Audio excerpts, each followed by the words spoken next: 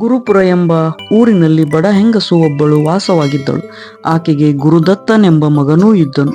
ಬಹಳ ಬಡವರಾದ ತಾಯಿ ಮತ್ತು ಮಗ ಕಷ್ಟದಿಂದ ಜೀವಿಸುತ್ತಿದ್ದರು. ಗುರುದತ್ತನ ತಂದೆ ಬದುಕಿದ್ದಾಗ ಅವರು ಅನುಕೂಲಸ್ಥರಾಗಿದ್ದರು. ಆದರೆ ದುರಂತಕ್ಕೆ ಬಲಿಯಾಗಿ ಅವರು ತೀರಿಕೊಂಡಿದ್ದರು. ಇದ್ದ ಆಸ್ತಿ ಎಲ್ಲ ಸಾಲಗಾರರ ಪಾಲಾಯಿತು. ಆದರೂ ಇನ್ನೂ ಎಳೆಯ ಮಗುವಾಗಿದ್ದ ಮಗನನ್ನು ಅವನ ತಾಯಿ ಬಹಳ ಕಷ್ಟದಿಂದ ಬೆಳೆಸಿದಳು. ಒಬ್ಬ ಗುರುಗಳ ಬಳಿ ಕಳುಹಿಸಿ ಅವನಿಗೆ ಪ್ರಾಥಮಿಕ ಪಾಠಗಳನ್ನು ಕಲಿಸಿದಳು. ಹೀಗಾಗಿ ಅವನಿಗೆ ಲೆಕ್ಕ ಮಾಡಲು, ಓದಲು ಮತ್ತು ಬರೆಯಲು ತಿಳಿದಿತ್ತು. ಗುರುದತ್ತ ಬೆಳೆದು ಯುವಕನಾದೊಡನೆ ಅವನ ತಾಯಿ ಅವನಿಗೆ ಹೇಳಿದ್ದಳು, ನೋಡು ಮಗ, ನಾವು ತುಂಬಾ ಕಷ್ಟದಲ್ಲಿದ್ದೇವೆ. ನಿನ್ನ ತಂದೆ ದೊಡ್ಡ ವ್ಯಾಪಾರಿಯಾಗಿದ್ದರು. ಈಗ ಅದೆಲ್ಲ ಮುಗಿದು ಹೋದ ಕತೆ. ನೀನು ವ್ಯಾಪಾರ ಮಾಡಿ ಜೀವನಕ್ಕೆ ಒಂದು ದಾರಿ ಕಂಡುಕೊಳ್ಳಬೇಕು.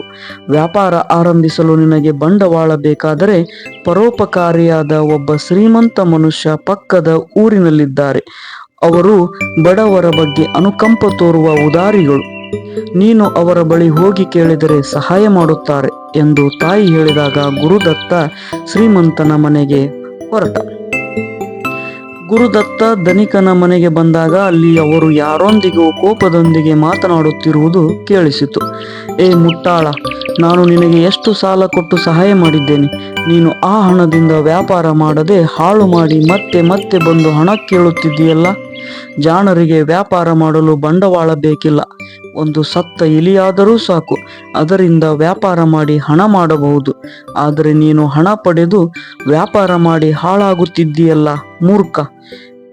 ಧನಿಕನ ಮಾತು ಕೇಳಿಸಿಕೊಂಡ ಗುರುದತ್ತ ಆತನ ಬಳಿಗೆ ಹೋದ.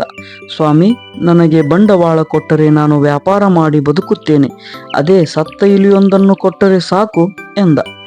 ಗುರುದತ್ತನ ಮಾತು ಕೇಳಿ ಧನಿಕ ಒಮ್ಮೆ ಅವನನ್ನು ಸೂಕ್ಷ್ಮವಾಗಿ ನೋಡಿದ. ಧನಿಕನಿಗೆ ನಗು ಬಂತು. ಕೂಡಲೇ ತನ್ನ ಮನೆಯೊಳಗೆ ಬೋನಿನಲ್ಲಿ ಬಿದ್ದಿದ್ದ ಒಂದು ಇಲಿಯನ್ನು ಕೊಂದು ಗುರುದತ್ತನಿಗೆ ಕೊಟ್ಟು ಆಮೇಲೆ ತನ್ನ ಲೆಕ್ಕದ ಪುಸ್ತಕದಲ್ಲಿ ಗುರುದತ್ತನ ಹೆಸರು ಬರೆದು ಕೊಟ್ಟ ಮೌಲ್ಯವನ್ನು ಬರೆದಿಟ್ಟ. ಗುರುದತ್ತ ಇಲಿಯನ್ನು ಪಡೆದುಕೊಂಡು ಏನು ಮಾಡಬೇಕೆಂದು ಕ್ಷಣ ಯೋಚಿಸಿದ. ಆಮೇಲೆ ಕಂಡವರಲ್ಲಿ ಇಲಿ ಬೇಕೇ ಇಲಿ ಎಂದು ವಿಚಾರಿಸುತ್ತಾ ಸಾಗಿದ. ಕೊನೆಗೆ ಒಬ್ಬ ವ್ಯಾಪಾರಿ ಇಲಿ ಬೇಕೆಂದಾಗ ಗುರುದತ್ತನಿಗೆ ಸಂತೋಷವಾಯಿತು.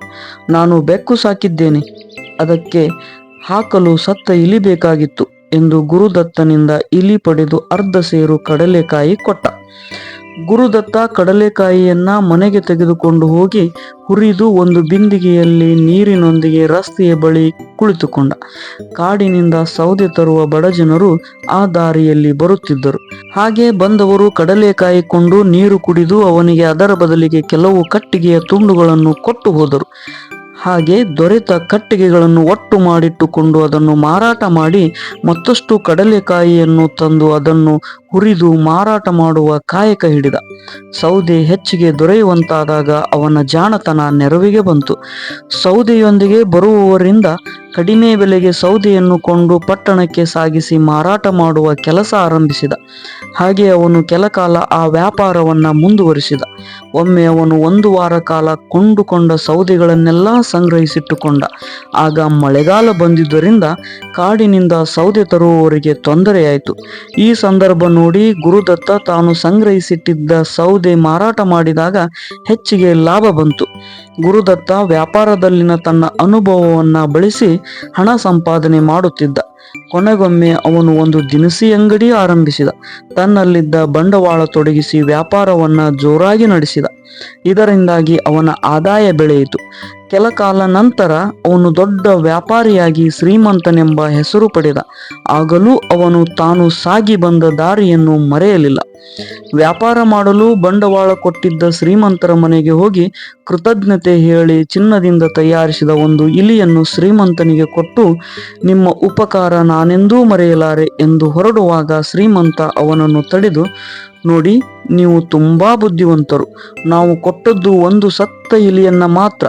ಆದರೆ ನೀವು ನನ್ನ ವ್ಯವಹಾರ ಜ್ಞಾನಕ್ಕಿಂತಲೂ ಮಿಗಿಲಾಗಿ ಬೆಳೆದ ವ್ಯಕ್ತಿ. ನಿಮ್ಮ ಸಂಬಂಧ ನನಗೆ ಬೇಕು.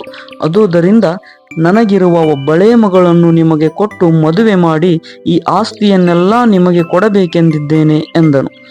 ಗುರುದತ್ತ ಧನಿಕನ ಮಗಳನ್ನ ಮದುವೆಯಾಗಿ ಧನಿಕನ ಆಸ್ತಿಯನ್ನು ತನ್ನ ಆಸ್ತಿಯೊಂದಿಗೆ ಸೇರಿಸಿ ದೊಡ್ಡ ಶ್ರೀಮಂತನಾಗಿ ಸುಖವಾಗಿ ಬಾಳಿದ. ಇದರಿಂದ ತಿಳಿಯುವುದೇನೆಂದರೆ, ಬುದ್ಧಿವಂತನಾದವನಿಗೆ ಯಾವುದೇ ವಸ್ತುವು ನಿಕೃಷ್ಟವಲ್ಲ. ಅದನ್ನು ಏನು ಮಾಡಬೇಕೆಂದು ತಿಳಿದರೆ ಬದುಕಲು ತೊಂದರೆಯಾಗದು.